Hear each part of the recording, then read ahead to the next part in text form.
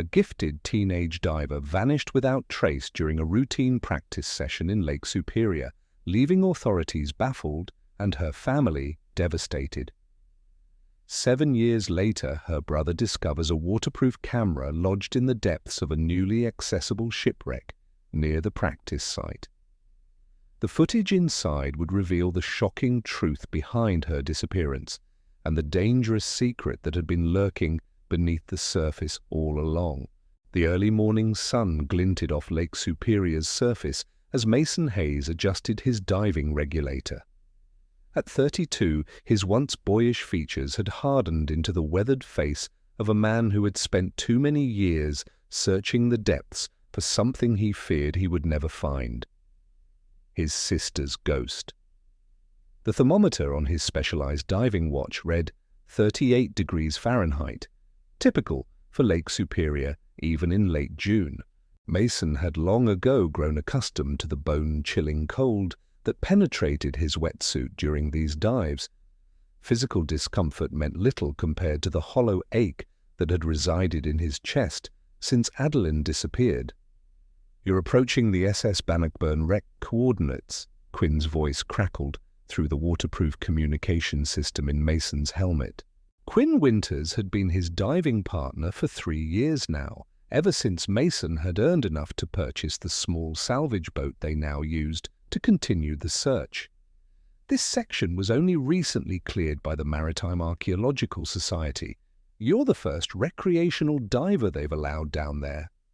Mason checked his equipment one final time. "Copy that. Beginning descent now." As he slipped beneath the surface, the familiar silence of the underwater world enveloped him. Despite having completed hundreds of dives in these waters, Mason never ceased to be awed by the otherworldly beauty of Lake Superior. Rays of sunlight penetrated the clear water, creating dancing patterns against the blue-green darkness below. If Adeline were here, she would have pointed out how the light beams resembled the cathedral windows they had visited in Chicago on their last family vacation together. "You're passing 90 feet, Quinn's voice interrupted his thoughts. "Visibility is exceptional today. You should be able to see the wreck soon." Mason continued his controlled descent, his mind drifting back to that fateful day 7 years ago. Adeline had been only 17, a rising star on the regional diving team. Her coach had described her as poetry in motion underwater, a natural talent with Olympic potential. She had been practicing alone, something she'd done countless times before, when she simply failed to resurface. The subsequent search had been extensive. Coast Guard vessels, police divers, volunteer teams, they had scoured every inch of the designated practice area. Mason, who had been away at college, had rushed home to join the efforts. For weeks they had searched relentlessly, but not a single trace of Adeline was ever found. No equipment, no body, nothing. As the years passed, the official search had been abandoned. The authorities had eventually classified it as an accidental drowning, suggesting that a rogue current might have swept her away from the search area. But Mason could never accept that explanation. Adeline had been too skilled, too familiar with these waters. Something else had happened that day, and he had dedicated his life to discovering the truth. "You should be seeing it now," Quinn's voice brought Mason back to the present. "The Bannockburn's bow should be directly ahead of you." Through the ethereal blue, the ghostly outline of the shipwreck emerged. The SS Bannockburn, a 245-foot steel-hulled freighter, had vanished in a November storm in 1902, claiming the lives of all 21 crew members. For over a century, the ship's exact location had remained a mystery, earning it the nickname the Flying Dutchman of the Great Lakes. It had only been discovered 3 years ago, and the archaeological survey had just been completed last month. Mason swam closer, his powerful strokes propelling him toward the massive wreck. The ship sat upright on the lakebed, its hull mostly intact despite the century it had spent underwater. Zebra mussels had colonized much of the exterior, giving it an otherworldly, textured appearance. "I'm approaching the bridge," Mason reported, his voice echoing inside his diving helmet. Beginning standard search pattern. Though he had secured permission for this dive under the pretense of documenting the wreck for a local historical society, Mason's true purpose was, as always, to search for any sign of Adeline. The Bannockburn had been discovered in an area that had not been thoroughly searched during the initial investigation following her disappearance. It was a long shot, he knew that, but long shots were all he had left. Mason carefully navigated the wreck's exterior, documenting his findings with his underwater camera while simultaneously scanning for anything unusual, anything that might be connected to Adeline. The ghost ship had claimed its own victims more than a century ago, but Mason couldn't shake the feeling that it might hold secrets related to a much more recent disappearance. As he approached what remained of the ship's wheelhouse, a glint of something reflective caught his eye, something that seemed out of place among the rusty metal and colonies of freshwater sponges. "I've got something," he transmitted to Quinn. "Doesn't look like it belongs to the original wreck." Swimming closer, Mason's heartbeat quickened. Wedged between two collapsed beams was a small rectangular object, partially covered by sediment. He carefully brushed away the silt, revealing what appeared to be a small underwater camera. Modern, waterproof. And emblazoned on its side was a sticker of a purple seahorse, Adeline's personal logo that she had placed on all her diving equipment. Mason's hands trembled as he carefully extracted the camera from its resting place. "Quinn," he said, his voice barely above a whisper, "I found Adeline's camera." The silence that followed was punctuated only by the sound of Mason's own breathing, suddenly rapid and shallow inside his helmet. "Are you sure?" Quinn finally responded, the disbelief evident in his voice. "Positive," Mason replied, staring at the small device in his gloved hand. "It has her purple seahorse sticker, the one she put on all her gear." After securing the camera in his collection bag, Mason completed his survey of the wreck with renewed urgency. Nothing else connected to Adeline was found, but the camera itself was a breakthrough he had almost stopped believing would ever come. As he began his ascent, the weight of the small device in his collection bag felt immeasurably heavy, laden with the possibility of answers, but also with the dread of what those answers might reveal. Mason's hands shook as he placed Adeline's camera on the workbench in his small lakeside cabin. The one-room structure, perched on a rocky outcropping overlooking Lake Superior, had served as both his home and headquarters for the past 5 years. Maps of the lake covered the walls, marked with colored pins indicating areas he had already searched and those still awaiting exploration. Adeline's smiling face gazed out from a framed photograph on his desk, 17 forever, her diving medal gleaming around her neck. Quinn paced behind him, his weathered face tight with anticipation. Even if the memory card is intact, after 7 years underwater, he began, letting the doubt hang in the air between them. "This model has specialized waterproofing," Mason countered, his voice steadier than he felt. "And it was designed for extreme depths. If any camera could survive, it would be this one." He carefully examined the device, noting with a surge of hope that the waterproof casing appeared to be intact. The camera had been a gift from their parents for Adeline's 17th birthday. Top of the line, with all the features a serious diver could want.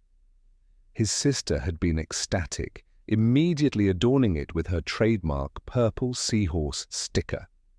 Working with practiced precision, Mason dismantled the waterproof housing.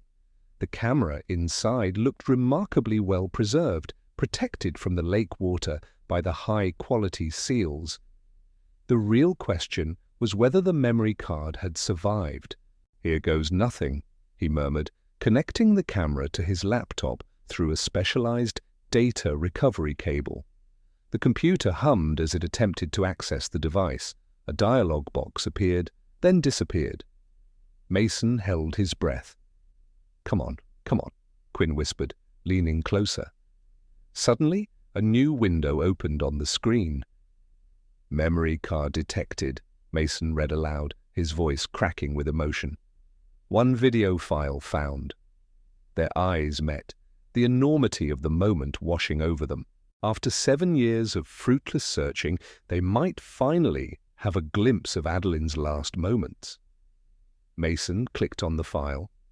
The video began to play. The footage was dark at first, illuminated only by the camera's built-in light. Adeline's voice came through clearly. "Test, camera's running."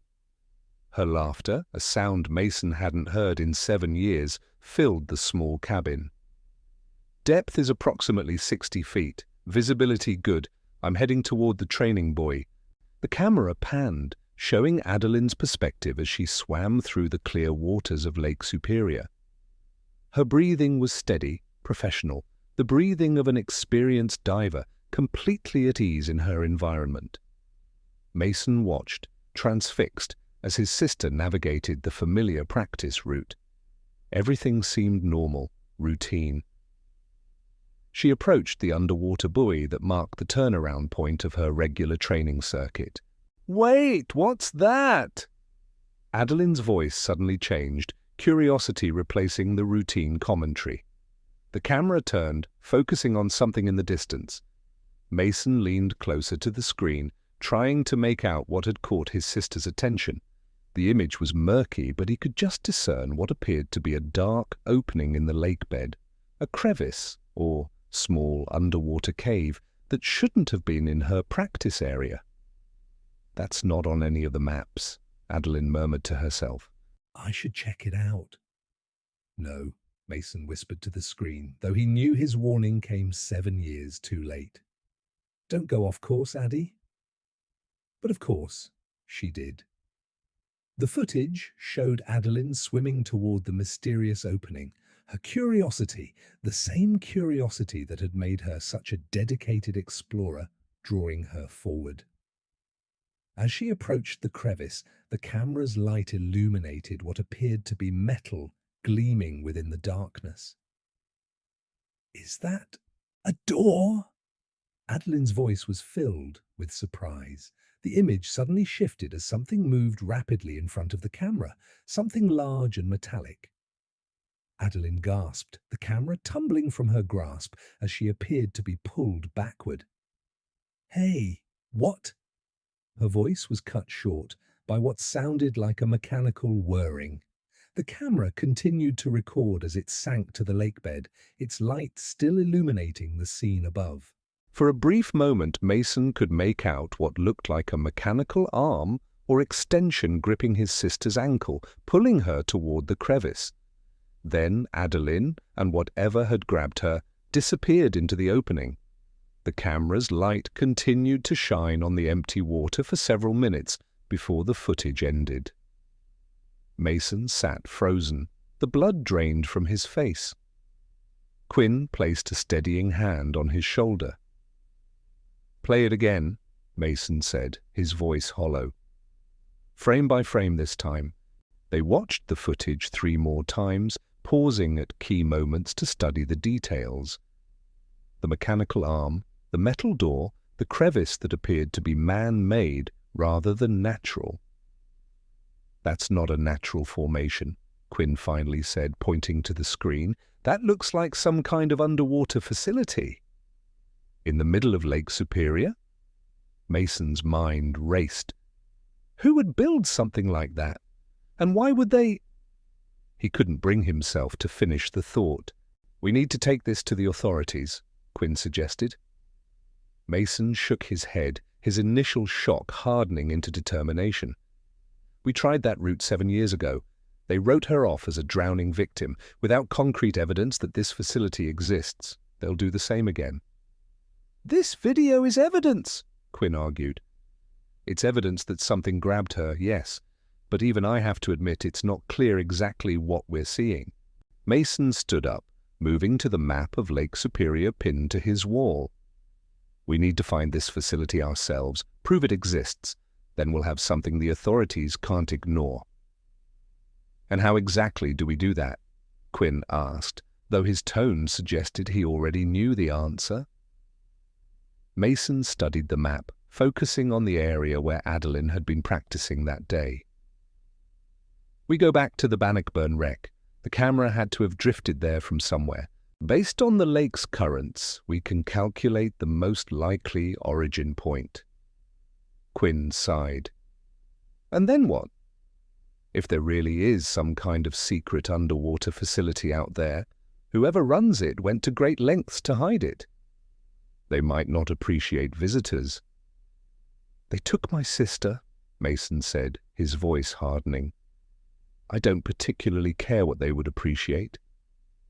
He turned back to the computer, where the frozen image of the mechanical arm reaching for Adeline remained on screen.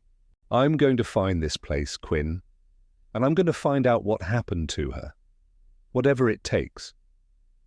Quinn studied his friend's face, recognizing the set of his jaw, the resolve in his eyes. You know I've got your back, he said finally. But we need to be smart about this. One wrong move and we could end up like Adeline, or worse. Mason nodded, already calculating distances and currents in his head.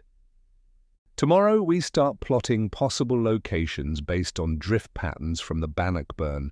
The day after, we dive. As Quinn left to prepare their equipment, Mason stood alone in his cabin, staring at the haunting final frame of the video. I'm coming for you, Addie, he whispered. Just hold on a little longer. Dawn broke over Lake Superior, painting the water in hues of gold and amber.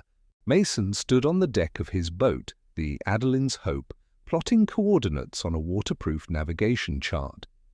For 2 days, he and Quinn had analyzed currents, studied historical weather data, and calculated drift patterns to determine the most likely location of the underwater structure. Based on these calculations and where we found the camera, Mason explained, circling an area on the chart, the facility should be somewhere in this 3-mile radius. Quinn leaned over the map, his brow furrowed. That's still a lot of water to cover, and we don't know exactly what we're looking for. We're looking for a man-made structure with a door, Mason replied, his determination unwavering. Something that doesn't belong on the lake bed. And we're just going to swim around until we find it? Quinn's skepticism was evident. That could take weeks, months even. Mason shook his head. I've got something better. He moved to a large case secured to the deck and unlatched it, revealing a sleek underwater drone. I modified it to operate at depths up to 200 feet. We can cover far more ground this way than with individual dives. Quinn whistled, impressed. Where did you get this? I've been saving for it, Mason admitted. Was going to use it for salvage operations, but he shrugged. Finding Adeline had always been his true purpose. They positioned the boat at the center of their calculated search area and deployed the drone. For hours, they stared at the tablet displaying the drone's camera feed, methodically scanning the lakebed for anything unusual. The monotony was broken only by occasional shoals of fish or interesting geological formations. By late afternoon, both men were battling fatigue and disappointment. The drone had covered nearly half their targeted area with nothing to show for it. Maybe our calculations were off, Quinn suggested, rubbing his tired eyes. Mason was about to respond when something on the screen caught his attention. Wait, go back. There, to the left. Quinn maneuvered the drone, sweeping back toward the area Mason had indicated. The camera focused on what appeared to be a perfectly straight edge protruding from the lakebed sediment, too straight to be natural. That's it, Mason breathed, leaning closer to the screen. That has to be it. As the drone approached, more of the structure became visible, a concrete bunker-like formation partially buried in the lakebed, with what appeared to be a heavy metal door set into its side. Exactly the type of door glimpsed in Adeline's footage. "Coordinates logged," Quinn confirmed, marking their position. "Depth is 137 feet. Mason was already preparing his dive gear. "That's well within our range. We go now." Quinn grabbed his arm. "Mason, wait. We need to think this through. We don't know what that facility is, who built it, or if it's still active. We should gather more information first, maybe alert the authorities." "With what?" Mason demanded. "Footage of a door underwater. They'll think we're crazy or attention-seeking. We need more concrete evidence." "And if whoever took Adeline is still down there?" Mason's expression hardened. "Then they'll finally have to answer for what they did." Recognizing the futility of further argument, Quinn began preparing his own dive gear. "We stick together down there," he insisted. "No heroics. We observe, document, and return to the boat. Agreed?" Mason nodded reluctantly. "Agreed."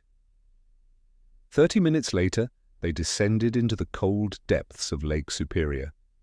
The underwater bunker looked even more imposing in person than it had on the drone's camera.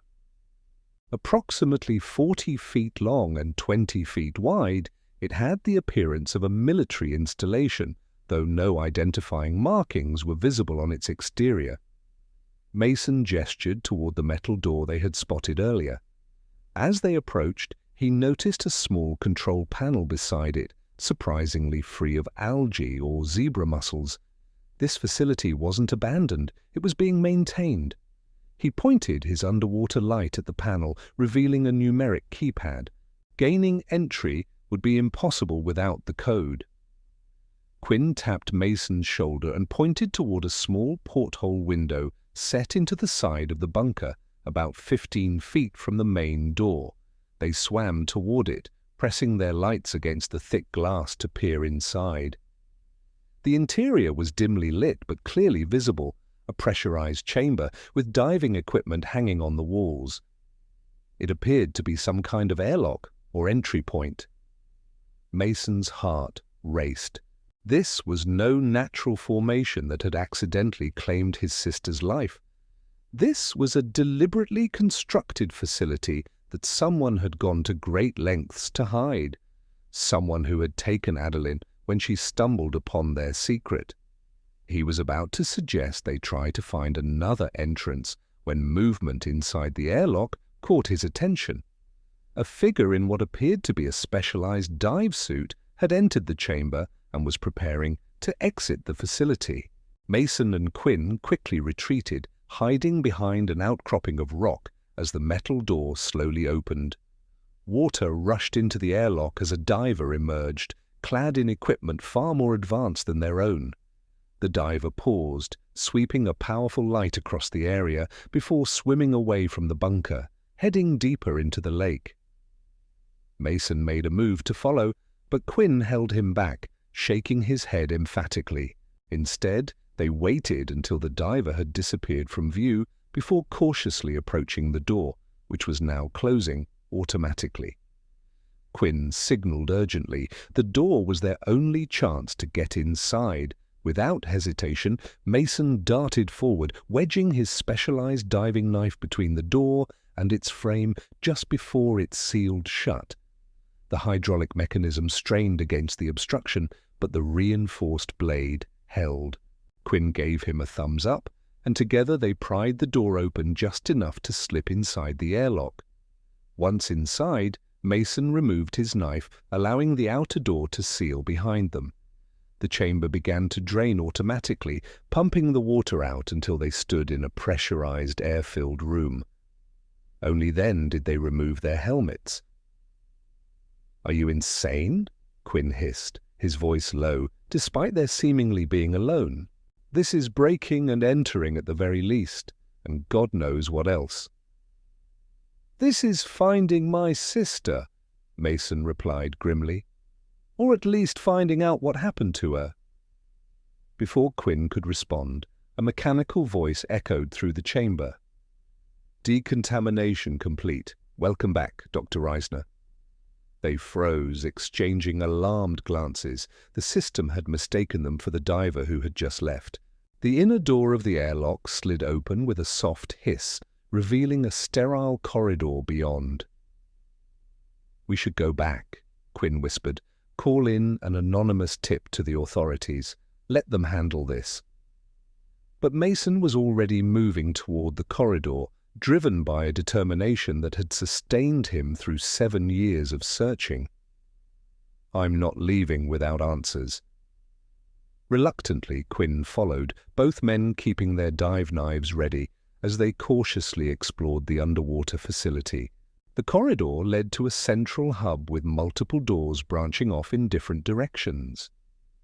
Each door was marked with a different designation: research, living quarters, communications, and most ominously, specimens.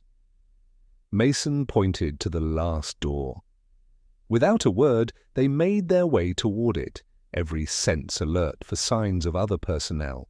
The specimen room was locked, but unlike the exterior door, this one had a simple mechanical lock that yielded to Mason's diving knife when he used it as a makeshift lever. What they found inside stopped them both in their tracks. The large chamber was filled with tanks, massive cylinders filled with a clear liquid that wasn't quite water. And floating within these tanks were what appeared to be human figures connected to life support systems and monitoring equipment. "What the hell?" Quinn breathed, his face pale in the blue-tinged light. "Is this some kind of government experiment?" Mason moved closer to the nearest tank, his heart pounding so hard he could feel it in his throat. The figure inside was female, suspended in the preservation fluid, eyes closed as if in peaceful sleep. It wasn't Adeline. Relief and disappointment warred within him as he moved to the next tank and the next, searching for his sister among the suspended figures. None of them were her. "Mason!" Quinn called softly from the far end of the room. "You need to see this." In a separate section, partially hidden behind a partition, was a different kind of tank. Unlike the others, this one contained what appeared to be a hybrid diving suit, part traditional equipment, part something else entirely. It was humanoid in shape, but clearly designed for underwater use, with various mechanical attachments that reminded Mason of the arm he had glimpsed in Adeline's footage. "What is this place?" he whispered, staring at the mechanical suit. "Some kind of experimental deep-sea research station." "Whatever it is, we need to document it and get out," Quinn replied, already using his dive computer to take photos. "This is way bigger than just finding Adeline. There are at least a dozen people in suspended animation here." Mason nodded, still processing what they were seeing. "Check the lab logs, computer records, anything that might tell us if Adeline was here." They split up, carefully searching the room for any records or data that might mention his sister. Quinn accessed a computer terminal while Mason examined physical logbooks and charts. "Got something?" Quinn called after several tense minutes. "Project logs from 7 years ago. There's an entry about an unauthorized external contact, dated the exact day Adeline disappeared." Mason rushed to his side, reading over his shoulder. The entry was clinical, detached. Unauthorized external contact at 10:42 hours. Subject appeared to be civilian diver who discovered entry point Alpha during recreational activity. Subject was detained using remote retrieval system and brought to facility for assessment. Initial examination revealed subject to be female, approximately 16-18 years old, in excellent physical condition. Subject deemed suitable for Phase 3 trials. Retrieval location has been reconfigured to prevent further unauthorized discovery. Mason's blood ran cold. They took her. They actually took her for some kind of experiment.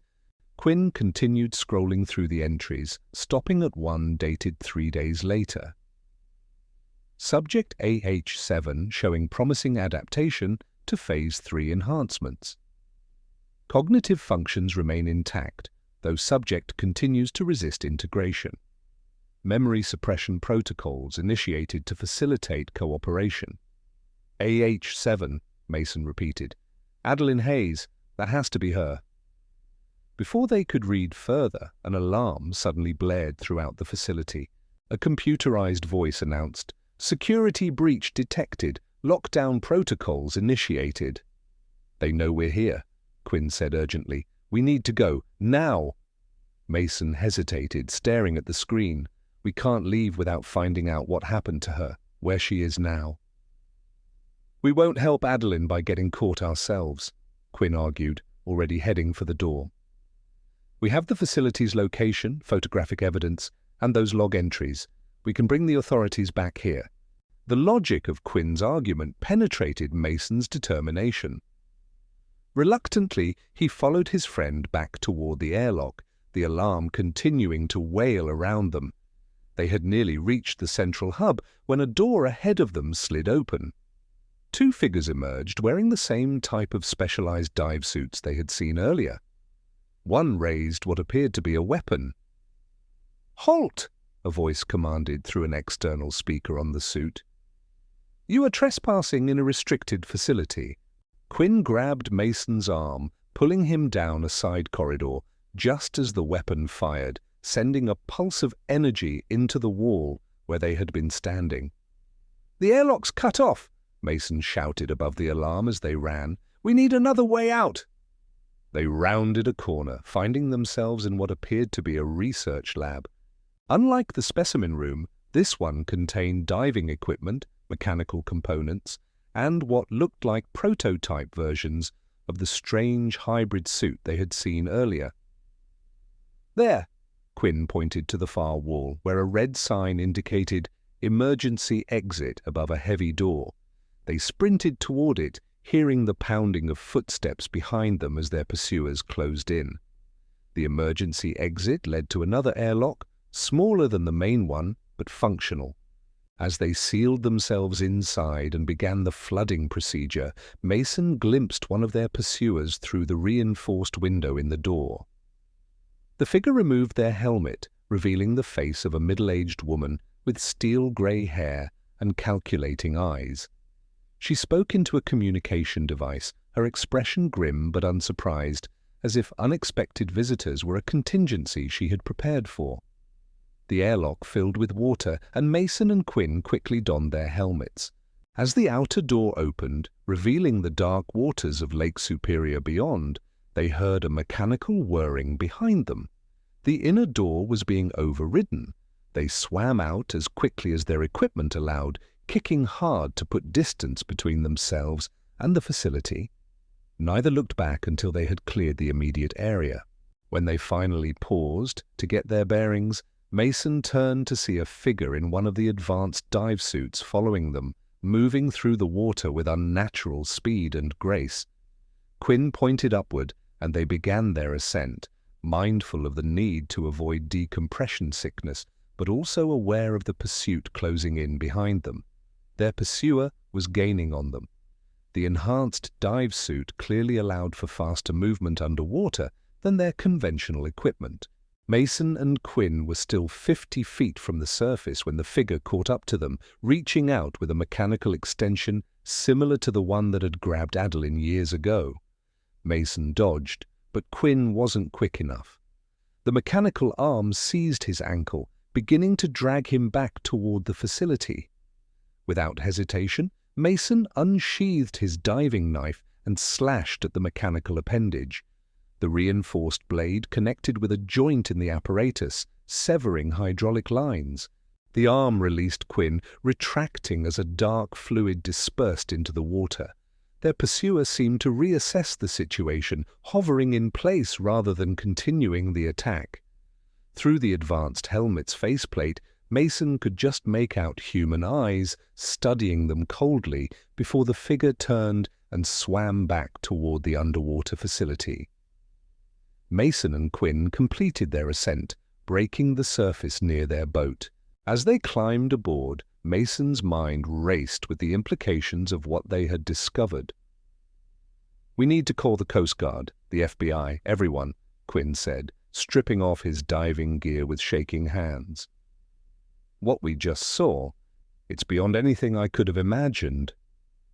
Mason nodded, still processing the surreal experience. "We have the coordinates, the photos, and the log entries you accessed. It's real evidence this time, not just a grieving brother's theories." But as he began to reach for the radio, a new thought stopped him. "Wait, the logs mentioned Phase 3 trials and enhancements, and that suit we saw, the one chasing us, it moved like no diver I've ever seen." "What are you saying?" Quinn asked, though his expression suggested he already knew. Mason met his friend's gaze, the impossible truth dawning on him. "I'm saying, what if they didn't just take Adeline for experiments? What if they succeeded in whatever they were trying to do? What if she's still alive down there, but changed?"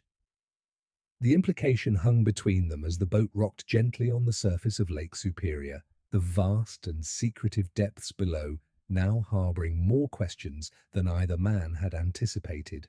The Coast Guard station in Duluth was busier than usual for a Wednesday afternoon.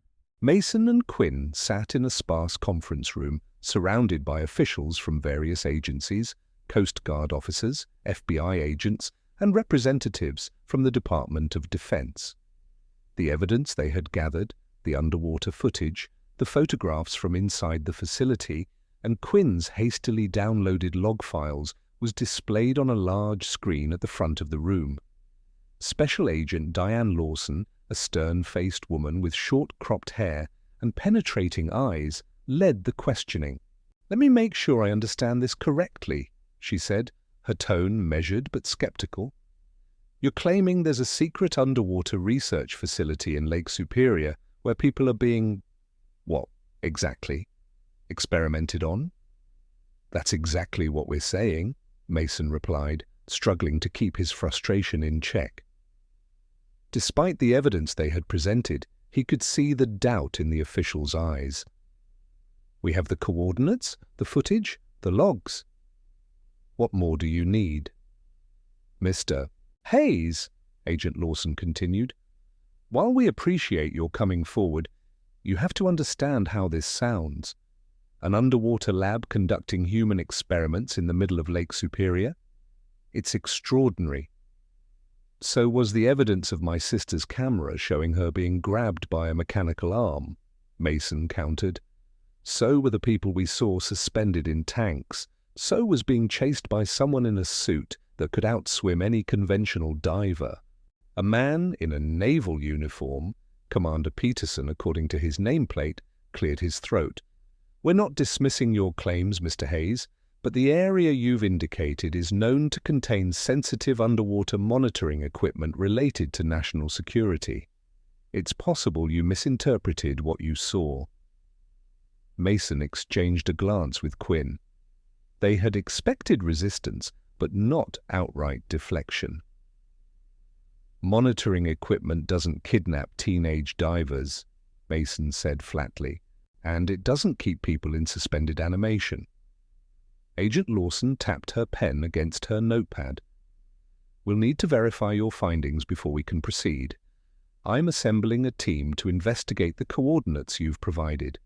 In the meantime, I must ask that you refrain from returning to the area or discussing this matter with anyone."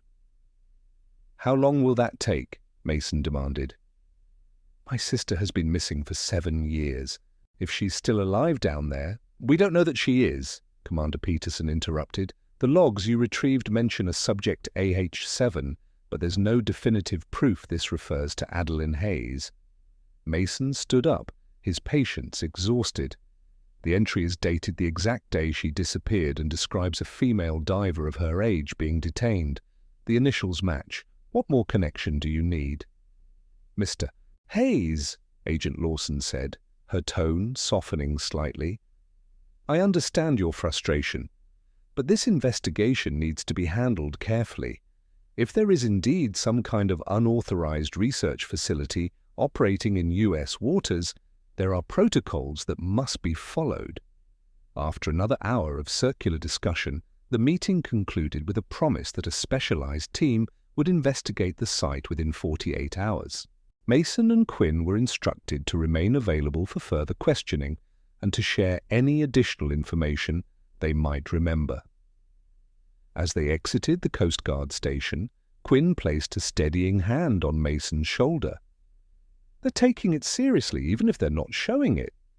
The moment we left, I guarantee they started making calls up the chain of command." "They're stalling," Mason replied, his voice low. "Did you notice how Peterson didn't seem surprised? He called it sensitive underwater monitoring equipment. They know something's down there, they just don't want us involved." "So what now?" Quinn asked as they walked toward the parking lot. Mason checked his watch. "Now we get some rest, and tonight we go back." "What?" "Mason, we just promised a room full of federal agents we wouldn't do that." "No, we sat there while they told us not to." "I never agreed to anything," Mason corrected him. "If Adeline is alive down there, I'm not waiting for a government committee to decide whether to rescue her." Quinn sighed, recognizing the resolve in his friend's voice. "They'll be watching us, you know. Probably already have someone following us." Mason nodded. "That's why we're not going back to the boat, at least not directly." That evening, as dusk settled over Lake Superior, Mason and Quinn approached the harbor from separate directions, having spent the afternoon laying false trails and checking for surveillance. They met at a prearranged location, a small private dock belonging to an old friend of Quinn's who was away for the season.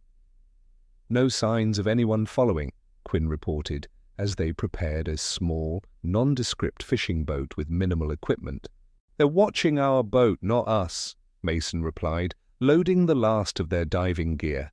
"By the time they realize we're gone, we'll already be at the facility." Their plan was straightforward but risky. Return to the underwater facility, find proof of Adeline's presence there, and if possible, rescue her. They carried minimal equipment, just enough for a single dive, and had left misleading information suggesting they were driving to Minneapolis for additional meetings with federal officials. As they navigated toward the coordinates of the underwater facility, twilight faded into darkness. The summer night was clear, stars reflecting on the lake's surface like scattered diamonds. The gentle hum of the borrowed boat's motor was the only sound breaking the silence. "We're approaching the location," Quinn said, checking the GPS. "Cutting the engine in 30 seconds. Mason nodded, already preparing his diving gear. The plan was to enter the water about 200 yards from the facility's location and swim the rest of the way, minimizing the chance of detection. "Remember," Quinn said as they slipped into their wetsuits, "we're not heroes. If we find evidence Adeline is alive, we document it and get out. We bring that evidence to people who can't ignore it." "And if we find Adeline herself?" Mason asked, checking his oxygen levels. Quinn had no answer for that. They entered the water silently, the cold embrace of Lake Superior now familiar, but no less shocking. Using small underwater propulsion devices, they made swift progress toward the facility coordinates. As they approached, Mason noticed something different. The area around the bunker was illuminated, soft blue lights positioned around the perimeter that hadn't been there during their previous visit. The lights created an eerie glow in the dark water, illuminating what appeared to be increased activity around the facility. Figures in the enhanced dive suits moved in and out of the main entrance, carrying equipment and supplies. It looked like they were preparing for something, or responding to something. Perhaps their earlier intrusion had triggered more than just an alarm. Mason and Quinn took cover behind a large rock formation, observing the increased activity. Clearly, a direct approach to the main entrance wouldn't work this time. "Look," Mason signaled, pointing to a section of the facility they hadn't noticed during their first visit. A smaller structure extended from the main bunker, connected by what appeared to be a tunnel. At its end was what looked like a secondary access point, perhaps for maintenance or emergency use. They cautiously made their way toward this alternative entrance, careful to stay out of the illuminated areas. The secondary door wasn't as sophisticated as the main entrance, appearing to be a simple hydraulic hatch for equipment transfer. As they examined it, trying to figure out how to open it from the outside, the hatch suddenly began to move. Someone was opening it from within. Mason and Quinn quickly retreated to a nearby outcropping, watching as the hatch opened fully. A single diver emerged, wearing one of the enhanced suits. The diver paused, seeming to check that the area was clear, then swam away from the facility, heading toward deeper water. "Now's our chance," Mason signaled. Before the hatch could close automatically, they darted forward, slipping inside just as the heavy door began to swing shut. They found themselves in a small cargo area filled with equipment crates and machinery parts. Unlike the main entrance, this section didn't have an automated decontamination system. It was simply a water-filled chamber that could be sealed at both ends. An inner door led to what appeared to be a maintenance corridor. After ensuring no one was present, they removed their helmets, finding the air breathable, though heavily chlorinated. "We need to find the central computer system," Mason whispered. "If Adeline is here, there will be records of where they're keeping her and what they've done." Moving cautiously through the dim corridor, they followed signs indicating central operations. Unlike their previous visit, they encountered no personnel. Everyone seemed to be focused on whatever activity was happening near the main entrance. The central operations room was a high-tech command center with multiple workstations and large screens displaying various sections of the facility. One screen showed the main entrance area they had observed earlier, confirming their impression of increased activity. Quinn immediately went to work on one of the computer terminals, while Mason kept watch. After several tense minutes, Quinn whispered urgently, "I've found something. Project Aquarius. Looks like some kind of human enhancement program for deep-sea operations." Mason joined him, scanning the information on the screen. The project documentation described a multi-phase program to create adapted personnel capable of extended deep-water operations without conventional equipment. Phase 1 involved genetic screening for suitable candidates. Phase 2 was described as initial physiological adaptations. Phase 3, the phase mentioned in relation to Adeline, involved complete respiratory system modification and neural integration. "They're creating some kind of enhanced divers," Mason said, his voice hollow with disbelief. "People who can survive underwater without equipment." "Not just survive," Quinn corrected, scrolling through more files. "According to this, the subjects can operate at extreme depths, withstand cold temperatures, and communicate with sea life? That can't be right." "Where are they keeping the subjects?" Mason asked, the urgency in his voice rising. "Is there any mention of Adeline specifically?"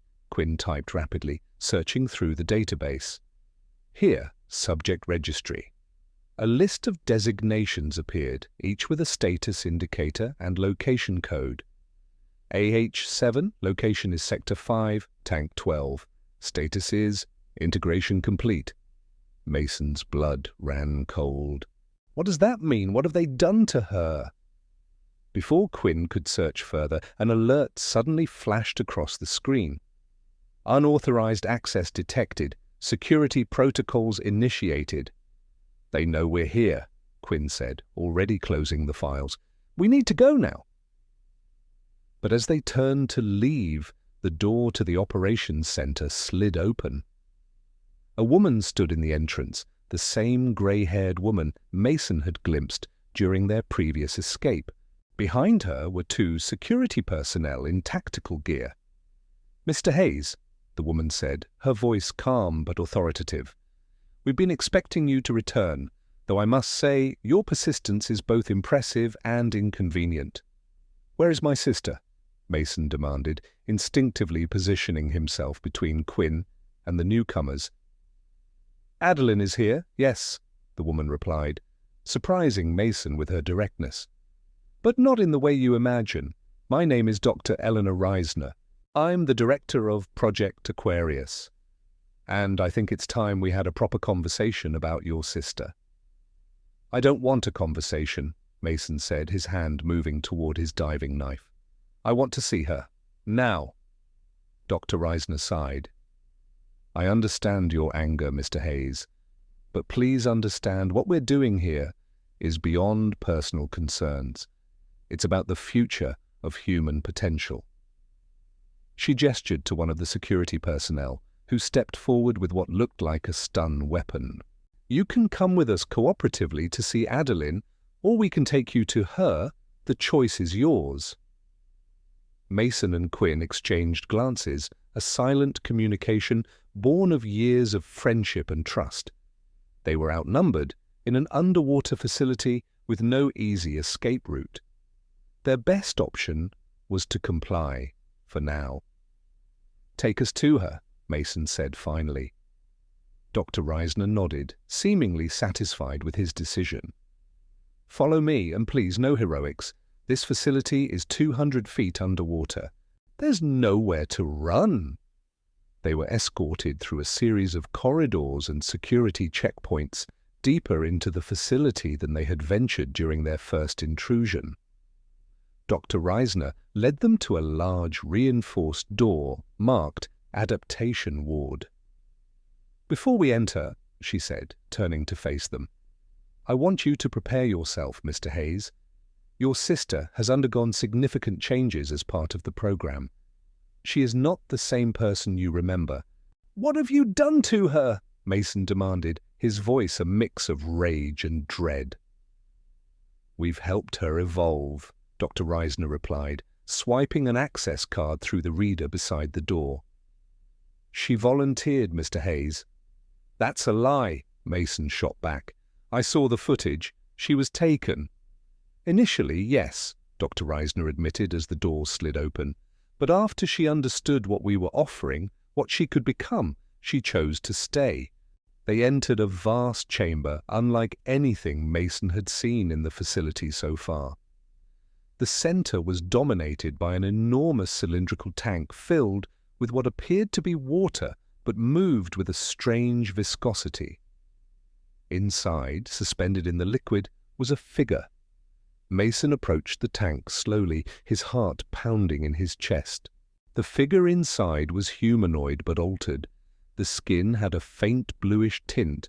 The hands and feet were elongated with what appeared to be webbing between the digits. And most shockingly, where a normal human would have had lungs, there were visible gill-like structures along the rib cage. But the face, though changed, with features that seemed more angular and eyes that were larger than normal, was unmistakable. "Adeline," Mason whispered, placing his hand against the glass. The figure's eyes opened. They were not human eyes. They were larger, with vertical pupils that dilated as they focused on Mason. Recognition flickered in those alien eyes. "She can see you," Dr. Reisner said, standing beside him, "and hear you, though not in the conventional sense. The fluid she's suspended in conducts sound waves differently." "What have you done to her?" Mason asked again, unable to tear his gaze from his sister's transformed body. "We've adapted her physiology to survive and thrive in deep-water environments," Dr. Reisner explained, her tone taking on the clinical detachment of a scientist discussing a successful experiment. "Enhanced respiratory system that can extract oxygen directly from water, modified circulatory system to withstand extreme pressures, epidermis augmentation for cold resistance, and neural modifications for enhanced sensory perception underwater. You've turned her into, what, some kind of human-fish hybrid?" "That's a crude simplification, but essentially correct," Dr. Reisner replied. "Project Aquarius is developing the next stage of human evolution for deep-sea habitation. With oceanic resources becoming increasingly critical and surface conditions potentially compromised by climate change, underwater colonization is humanity's future." Inside the tank, Adeline moved closer to the glass, her movements fluid and graceful in a way that was both beautiful and disturbing. She placed her webbed hand against the tank wall, directly opposite Mason's. "Can she communicate?" Mason asked, his voice breaking. "Not in conventional ways," Dr. Reisner said. "Her vocal cords have been modified for underwater sound propagation, but we're developing a neural interface system." Adeline's transformed eyes remained fixed on Mason, an intensity in them that transcended her physical changes. She was trying to tell him something. "I want to speak with her directly," Mason demanded. "Face to face, not through glass." Dr. Reisner hesitated. "That's not possible in her current state. She can no longer breathe air for extended periods. She needs to remain in the oxygenated solution." "Then give me a way to communicate with her. You must have something." Dr. Reisner studied him for a moment, then nodded to one of the security personnel. "Bring the prototype interface, the verbal one." While they waited, Mason turned to Quinn, who had been uncharacteristically silent since entering the chamber. His friend's face was pale, his expression a mixture of horror and fascination. "This is beyond anything I imagined," Quinn whispered. "They're creating a subspecies of humans." "They're playing God," Mason corrected bitterly. "And they took my sister to do it." The security officer returned with what looked like a modified diving helmet equipped with additional technology. Dr. Reisner took it and handed it to Mason. "This is an experimental communication device," she explained. "It translates the sonar-like vocalizations your sister can now produce into something our ears can understand, and vice versa. It's not perfect, but it should allow basic communication." Mason examined the device skeptically. "And I'm supposed to trust that this will actually translate what she's saying, not what you want me to hear?" "You have my word, Mr. Hayes," Dr. Reisner replied. "For what that's worth to you." With no better option, Mason put on the helmet. Immediately, he began hearing sounds, clicks, whistles, and strange resonant tones that the device translated into a synthesized voice. "Mason, brother, found me." The voice was mechanical, but the cadence, the way of forming phrases, was unmistakably Adeline's. "Addie," Mason said, his voice thick with emotion, "what have they done to you? We need to get you out of here." The translated response came after a series of complex sounds. "Can't leave. Not anymore. Changed too much." "That's not true," Mason insisted. "We can find doctors, specialists who can reverse this." "No reversal. Not possible. Too far. Changed at genetic level." Dr. Reisner spoke up. "She's correct, Mr. Hayes. The modifications are comprehensive and permanent. Her DNA has been fundamentally altered." Mason ignored her, focusing solely on his sister. "Did you agree to this, Addie? Did you volunteer like they claim?" A pause, then. "Not at first. Scared. Angry. Then saw potential. Future underwater. New world. She's brainwashed," Mason said, turning to Dr. Reisner with renewed anger. "You've manipulated her mind along with her body." "I assure you, we've done no such thing," Dr. Reisner replied calmly. "Her cognitive functions are intact, possibly enhanced. The only mental modifications were to help her adapt to her new sensory inputs." Mason turned back to the tank. "Adeline, if you're still in there, if you're still my sister, give me a sign, something only you would know." Inside the tank, Adeline's transformed face seemed to struggle with an expression. Then she made a series of deliberate movements with her hands. "Sign language," Quinn said suddenly. "That's sign language. She's signing something." Mason watched intently as Adeline's webbed fingers formed symbols he recognized from their childhood. Their mother had taught them basic sign language as children, a hobby she'd picked up during her years as a special education teacher. "Purple seahorse," Mason translated aloud, the symbol from her equipment. It was a reference only Adeline would know, the significance of the sticker she had placed on all her diving gear, inspired by a seahorse they had seen together on their first ocean dive. "That's really you in there, isn't it?" Mason whispered. "Still me, different but same, adapted." Mason removed the helmet, turning to Dr. Reisner with tears streaming down his face. "You had no right. She was 17, a child." "We recognized her potential immediately," Dr. Reisner said, a hint of defensiveness creeping into her voice.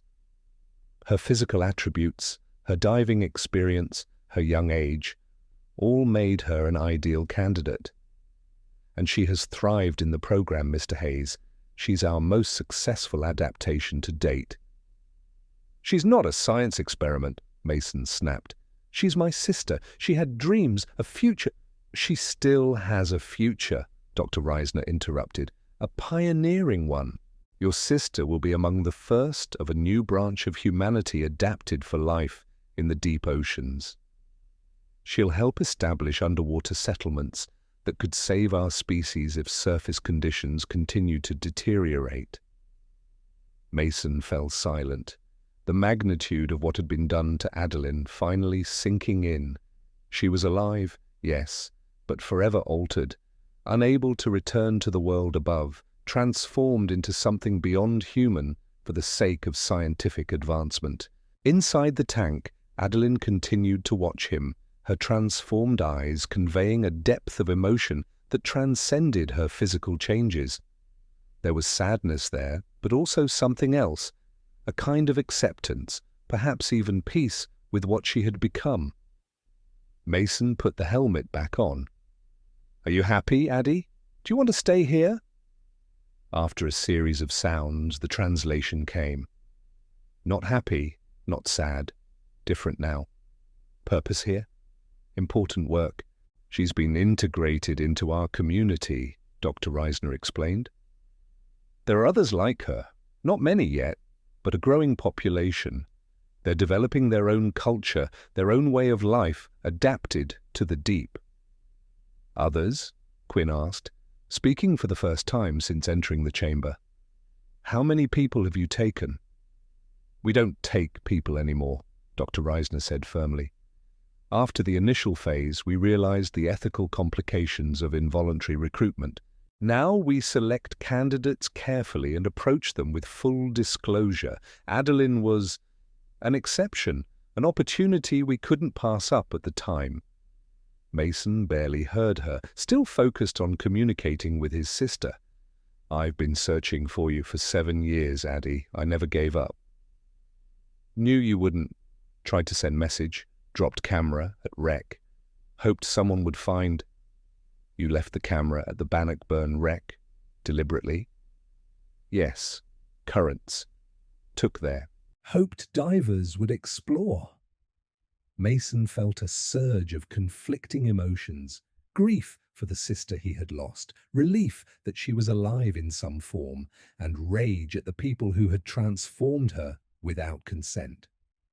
"What happens now?" he asked, addressing both Adeline and Dr. Reisner. It was Dr. Reisner who answered. "That depends on you, Mr. Hayes. You've discovered a classified government project with significant national security implications. We can't simply let you leave with that knowledge." "You're going to kill us?" Quinn asked, tensing visibly. "That would be counterproductive," Dr. Reisner replied. "No, we have 2 options. 1, you can join the project, not as subjects, but as support personnel. Your diving expertise would be valuable, Mr. Hayes, and your technical skills, Mr. Winters, would be an asset." "And the second option?" Mason asked, already knowing he wouldn't like the answer. "Memory modification," Dr. Reisner said matter-of-factly. "We've developed techniques to selectively alter recent memories. You would recall finding your sister's camera, but nothing about this facility or what you've learned here. You would believe you had discovered evidence suggesting Adeline died in a diving accident, bringing you closure at last." "You want to erase our memories?" Quinn said incredulously. "That's your humane option?" It's more merciful than the alternatives, Dr. Reisner replied. You would be free to return to your lives without the burden of this knowledge or the restrictions that would come with it. Inside the tank, Adeline made a series of urgent sounds.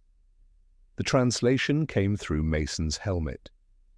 Third option, tell world, expose project, bring choice to all. Mason looked at his transformed sister, understanding what she was suggesting. You want us to reveal the project, make it public? Not just project, possibility, future option. People should know, should choose. Dr. Reisner's expression hardened. That is not an option, I'm afraid. This project is classified at the highest levels. Its revelation would create international panic and potentially destabilize global political structures. Mason removed the helmet again, facing Dr. Reisner directly.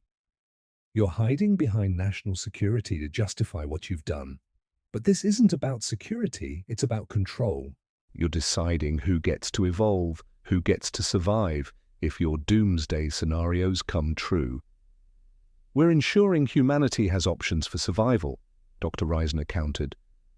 The political complexities of making this public would paralyze the project. By the time consensus was reached, if it ever could be, it might be too late. Mason turned back to the tank, placing his hand against the glass once more. Adeline mirrored the gesture, her webbed fingers splayed against the barrier separating them. I need time to think, Mason said finally, to process all this, and to talk with my sister. Dr. Reisner nodded, seemingly relieved he wasn't outright rejecting their options. We can arrange that. You'll be provided comfortable quarters and we'll facilitate communication with Adeline, but understand, Mr. Hayes, you cannot leave this facility without making a choice. As she spoke, a new alarm suddenly blared throughout the chamber. One of the security personnel rushed to a communication panel, listened intently, then turned to Dr. Reisner with an urgent expression. Ma'am, we have multiple surface vessels directly above us, Coast Guard and what appears to be a naval research vessel. They're deploying submersibles. Dr. Reisner's composure faltered for the first time. How did they find... She stopped, looking sharply at Mason and Quinn. You led them here. Quinn stepped forward. Before we left, I sent an encrypted message with the coordinates to a secure server. If we didn't check in within 6 hours, the message would automatically forward to multiple federal agencies. A dead man's switch, Dr. Reisner said, her voice tight with anger. Very clever. The security officer spoke again. Ma'am, they're hailing us on the emergency frequency. They're demanding immediate access and threatening forced entry if we don't comply. Dr. Reisner's mind seemed to race as she evaluated her options. Finally, she turned to Mason. It seems your choice has been made for you, Mr. Hayes. But understand this, what happens next may not be what you imagine. This facility operates under the highest governmental authority. Your rescue party may simply be a changing of the guard. Inside the tank, Adeline made a series of urgent movements, pressing closer to the glass. Mason put the helmet back on one last time. Not end, beginning, tell truth. Mason, all truth. Before he could respond, the facility shook with what felt like an impact above. The lights flickered momentarily. They're attempting a forced entry at Access Point Alpha, the security officer reported. Estimated breach in 10 minutes. Initiate Protocol Omega, Dr. Reisner ordered. All personnel to evacuation stations. Secure all research data and subject documentation. She turned to Mason and Quinn. I suggest you stay right here. When your rescuers arrive, you'll want to be found with Adeline. It will lend credibility to whatever story you choose to tell. With that, she and the security team rapidly exited the chamber, sealing the door behind them. Mason turned to Quinn. What do you think that meant? Protocol Omega. Nothing good, Quinn replied grimly. They're destroying evidence. Inside the tank, Adeline continued her urgent movements, clearly distressed by the unfolding situation. Mason placed his hand against the glass once more. "I'm not leaving you, Addie. Not again. Whatever happens next, we face it together." The minutes that followed were tense with anticipation. Through the distant sounds of the facility, they could hear commotion, running footsteps, shouted orders, the occasional rumble of what might have been controlled detonations as evidence was destroyed. Then a new sound, the hiss of the chamber door sliding open. Armed personnel in tactical gear swarmed in, weapons raised. Their uniforms bore no clear agency identification, only the insignia of a specialized unit Mason didn't recognize. "Clear," one of them called out, then spotting Mason and Quinn, added, "2 civilians located and, sir, you need to see this." A man in a naval commander's uniform entered the chamber, surveying the scene with practiced efficiency before his gaze settled on the tank containing Adeline. For a moment he simply stared, his expression inscrutable. "Mr. Hayes, Mr. Winters," he said, finally, turning to face them. "I'm Commander Richard Blackwood, U.S. Navy Special Projects Division. We've been looking for this facility for quite some time." "You didn't know about it?" Quinn asked, clearly surprised. "We thought this was a government operation." "It is," Commander Blackwood confirmed, "but not one sanctioned by the proper authorities. Dr. Reisner and her team went rogue 3 years ago, taking their research in unauthorized directions." He gestured toward Adeline's tank. "This was never the intended application of Project Aquarius." "Then what was?" Mason demanded. "That remains classified," Blackwood replied smoothly. "What matters now is containing this situation and helping those who have been affected by Dr. Reisner's work." "You mean fixing what's been done to my sister?" The commander's expression softened slightly. "I'm afraid that may not be possible, Mr. Hayes. Based on our intelligence, the modifications implemented by Dr. Reisner's team are permanent. But we can ensure your sister receives the best care possible." "What does that mean?" Mason pressed. "Locking her in another government facility? Using her for more experiments?" "It means giving her and the others like her a chance at a life with dignity," Blackwood replied. "We have a dedicated facility being prepared, not a prison, but a sanctuary where they can live comfortably and safely." Inside the tank, Adeline watched the exchange intently, her transformed eyes darting between Mason and the commander. "And what about us?" Quinn asked. "What happens to us now that we know about all this?" "That's a complex question," Blackwood admitted. "You've stumbled into a matter of extreme national security. There will need to be debriefings, non-disclosure agreements, certain arrangements to ensure this information remains contained." Mason felt a chill that had nothing to do with the facility's temperature. "You're not so different from Reisner, are you? Just a different flavor of the same secrecy." Blackwood didn't deny it. "The world isn't ready for this knowledge, Mr. Hayes. Can you imagine the panic if people learned that human beings were being transformed into something else? The ethical debates would paralyze any progress, and meanwhile, we'd lose the advantage to other nations pursuing similar research." "So it is about military applications," Quinn concluded. "It's about survival," Blackwood corrected. "Humanity's survival in a changing world, the same goal Dr. Reisner claimed to pursue, but with proper oversight and ethical boundaries." Mason turned back to Adeline's tank, placing the communication helmet on once more. "What do you want, Addie? Not what they want. What do you want?" After a series of sounds, the translation came. "Truth. Public. No more secrets. Let people decide. Future belongs to all." Mason removed the helmet, facing Commander Blackwood with newfound resolve. "My sister wants the truth to come out, all of it, and I intend to honor her wish." "That's not possible," Blackwood said, his tone hardening. You would be detained indefinitely before you could speak to a single reporter. Maybe, Mason acknowledged. But I'm not the only one who knows. Quinn's dead man's switch didn't just alert your team, it sent information to multiple sources.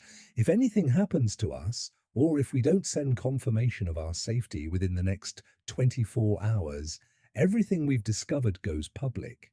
It was a bluff. Quinn's message had only gone to official channels, but Blackwood couldn't know that for certain. The commander studied them both, re-evaluating the situation. "What exactly are you proposing, Mr. Hayes?" "A compromise," Mason replied. "You want to keep this contained, and I want my sister to have a life worth living. So here's what we do. You establish that sanctuary you mentioned, somewhere my sister and the others can thrive. Not a secret facility, but a registered research installation with civilian oversight. I want regular access to visit her, and I want her to have a voice in what happens next." "And in exchange?" Blackwood prompted. "I'll sign your non-disclosure agreements. I'll keep the details secret. But the world gets a version of the truth, a government announcement about breakthrough research in human adaptation for extreme environments. No mention of kidnapping or unauthorized experimentation, just the science and the potential." Blackwood considered this for a long moment. The Oversight Committee would never approve full disclosure. "Then they'll have to deal with unauthorized disclosure," Mason countered. "Your choice." Inside the tank, Adeline pressed closer to the glass, her transformed face showing what might have been a smile. After what seemed like an eternity, Blackwood nodded. "I believe we can work with those terms, Mr. Hayes. It will take time to implement, but we can make it happen." "We start now," Mason insisted. "No delays, no bureaucratic stalling. My sister has lost 7 years of her life already. I won't let her lose any more." "Agreed," Blackwood said, extending his hand. "We'll arrange transport for her to our facility immediately, and you'll be granted full access during the transition." As they shook hands, sealing their improvised agreement, Mason turned back to the tank. Adeline had pressed both hands against the glass now, watching the exchange with what appeared to be hope in her transformed eyes. He placed his hand against the tank once more, matching his palm to hers, despite the glass between them. "I found you, Addie," he whispered. "And this time, I'm not letting you go." The research center sprawled across a secluded bay on Lake Superior's northern shore, its modern architecture blending harmoniously with the natural landscape. Large windows faced the lake, while specialized underwater access points connected the facility directly to the depths below. Mason stood on the observation deck, watching the sunset paint the water in brilliant shades of orange and gold. 3 months had passed since the discovery of the underwater facility and the revelation of Project Aquarius. 3 months of negotiations, arrangements, and cautious steps toward a new normal. The official story, as agreed upon with Commander Blackwood, had made headlines worldwide. Revolutionary human adaptation research unveiled. The carefully crafted narrative described a voluntary scientific program developing methods for humans to survive in extreme environments, with emphasis on the potential applications for climate change adaptation and deep-sea exploration. What wasn't mentioned were the early subjects like Adeline, taken without consent, or the original military applications of the research. Those secrets remained buried, protected by the compromise Mason had struck. The sound of approaching footsteps pulled Mason from his thoughts. Quinn joined him at the railing, handing him a cup of coffee. "The new monitoring system is online," Quinn reported. "The Civilian Oversight Committee seems satisfied with the transparency measures we've implemented." After the facility's discovery, Quinn had been offered a position as technical consultant on the project. His expertise in underwater systems, combined with his first-hand knowledge of what had happened, made him uniquely qualified to help bridge the gap between the military personnel and the civilian scientists now working together. Mason nodded, taking a sip of the coffee. And the others? The ones like Adeline? Adapting well to the new environment, Quinn replied. Having more freedom seems to be helping. There are 23 of them now, all with similar modifications but different stories. Some were apparently volunteers in the later stages of the project. And Dr. Reisner? Quinn's expression darkened. Still in custody, the official statement is that she's assisting with the transition, but from what I've heard, she's facing serious charges for the unauthorized aspects of her research. A soft tone from an underwater intercom drew their attention to the large viewing window below the deck. On cue, a group of figures appeared from the depths, humanoid but clearly modified, moving through the water with an inhuman grace and speed. At the head of the group was Adeline, instantly recognizable to Mason despite her transformation. She approached the viewing window, placing her webbed hand against the glass in what had become their ritual greeting. Mason smiled, raising his own hand in response. Though they could now communicate more effectively through the improved interface systems developed at the new facility, this simple gesture remained their most meaningful connection. She's leading the adaptation training for the research team, Quinn noted, teaching them how to interact with the modified subjects, helping develop better communication systems. She's become quite the pioneer. She always was, Mason replied softly, even before all this. Behind Adeline, the other modified humans, he had come to think of them as aquatic adapts, performed various underwater tasks, demonstrating abilities far beyond normal human capacity. They could descend to depths that would crush an unmodified human, remain submerged indefinitely, and navigate in complete darkness using sonar-like abilities. "Do you ever wonder if we made the right choice?" Quinn asked after a moment of silence. "Keeping parts of this secret, I mean. Maybe Adeline was right. Maybe the whole truth should have come out." Mason considered the question carefully. "I wonder about it every day," he admitted. "But I also see how the world reacted to the sanitized version. The fear, the ethical debates, the religious objections. If people knew the full truth—" He didn't need to finish the thought. Both men had witnessed the public reaction to even the controlled revelation of human modification research. Protests had erupted outside government buildings. Religious leaders had denounced the work as playing God. Ethicists had demanded complete suspension of all related research until comprehensive guidelines could be established.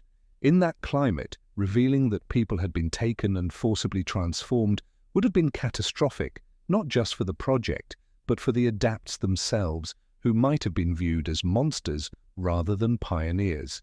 The compromise protected them, Mason continued, watching as Adeline led the group in what appeared to be a synchronized swimming demonstration. It gave them a chance at acceptance, at some kind of future. "A future underwater," Quinn pointed out.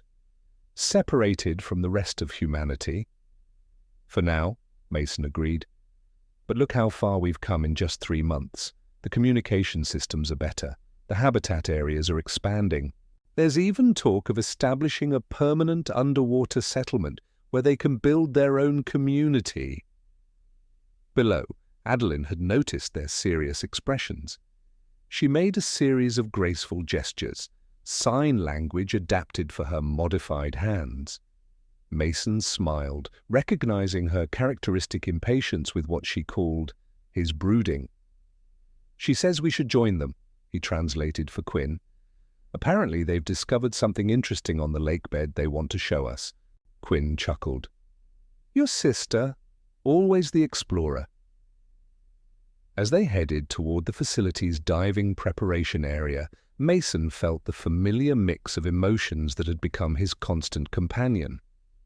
Grief for the sister he had lost, amazement at what she had become, and guilt over the compromises he had made in her name. But there was something else too. Pride. Pride in Adeline's resilience, in her refusal to be merely a victim of circumstance. She had taken her unwanted transformation and turned it into something meaningful, becoming a bridge between two potential futures for humanity. 20 minutes later, fully equipped in their diving gear, Mason and Quinn entered the water through one of the facility's specialized airlocks. Adeline was waiting for them just beyond, her transformed eyes gleaming with excitement in the filtered light. Unlike their normal diving sessions, she seemed particularly eager today, gesturing repeatedly for them to follow her deeper.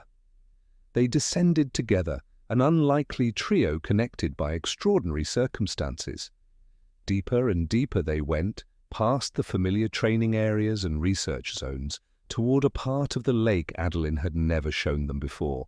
At around 180 feet, near the maximum safe depth for recreational diving equipment, Adeline slowed, gesturing for them to proceed carefully. She led them to what appeared to be a natural rock formation rising from the lake bed. But as they approached, Mason realized it wasn't entirely natural. Partially embedded in the rock was a metallic structure, ancient and corroded, but unmistakably man-made. It resembled the conning tower of a submarine, though unlike any modern design Mason had ever seen. Adeline pointed excitedly to a small opening at the base of the structure, just large enough for someone of her slender build to slip through. She made a series of gestures indicating she had discovered it recently and wanted to show them what was inside. Mason and Quinn exchanged concerned glances through their diving masks. Their equipment limited how long they could safely remain at this depth, and entering an unknown submerged structure posed significant risks. Seeming to understand their hesitation, Adeline made another series of gestures, pointing to herself, then the opening, then back to them, suggesting she would go first and guide them. Reluctantly, Mason nodded. They had come this far, both literally and metaphorically, following Adeline's lead. He wasn't about to stop now. Adeline slipped through the opening with fluid grace, her modified body perfectly adapted for such maneuvers. Mason followed next, his bulky diving equipment making the passage considerably more difficult. Quinn came last, carefully navigating the narrow entrance. Inside, their lights revealed a small chamber that might once have been a control room. Ancient equipment, covered in sediment and corrosion, lined the walls, but it was what lay on a central platform that had clearly drawn Adeline's attention. A metal box sealed against the elements and remarkably well preserved compared to its surroundings. On its surface was an insignia Mason didn't recognize, not military, not corporate, but something else entirely.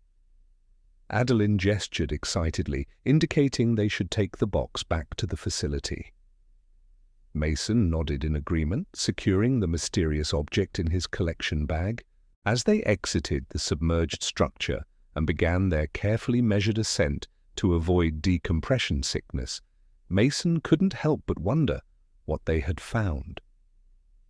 Another piece of secret history buried beneath Lake Superior's surface? Perhaps evidence of earlier experiments similar to Project Aquarius? Whatever it contained, the box represented something important to Adeline, a discovery she had chosen to share with them, a bridge between her underwater world and theirs. Later, in the facility's research lab, technicians carefully opened the sealed container. Inside was a set of documents, preserved in a waterproof case, and a small device of unknown purpose.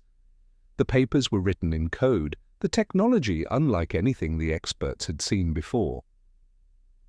It appears to be from the Cold War era, one researcher suggested, examining the insignia more closely. Possibly an early precursor to projects like Aquarius, experiments in human adaptation that were abandoned or covered up.